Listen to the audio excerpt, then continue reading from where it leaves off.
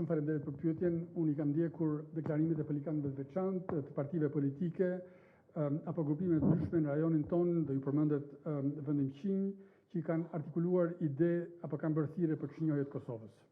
Nisma të tilla, edhe pse kanë qenë periferike dhe me mbështetje shumë të kufizuar, u bën gjithsesi jehon politikave të një kohe tjetër, të një të kaluare të hidhur dhe të qasjeve veprimeve që prodhuan, siç e dim, aq shumë mosbesim, ndarje, tensione, pasoja të njohura, të paharruara,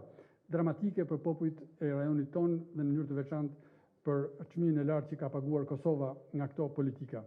Kushdo që ende nuk e ka kuptuar që Republika e Kosovës është një realitet I pakthyeshëm politik, juridik dhe ndërkombëtar, jeton në një kohë tjetër,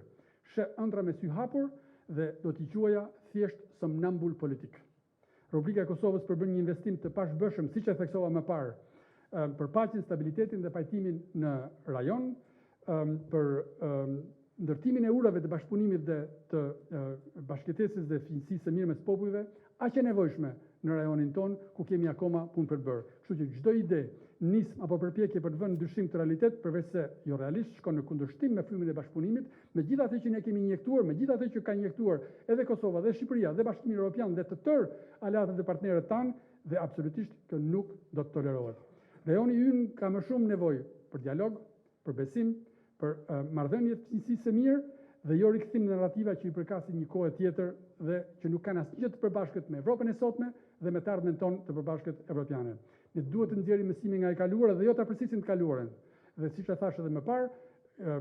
ato janë nisma periferike, por gjithsesi nuk mund të neglizhohen dhe nuk do t'i neglizhojmë. Unë kam biseduar me autoritetet e Malit të Zi dhe më kanë siguruar që absolutisht në asnjë mënyrë qëndrimi I Malit të Zi si një vend fqinj, si një vend që e ka njohur Kosovën, si një vend që dëshiron marrëdhënie të mira me Kosovën, nuk do të ndikohet nga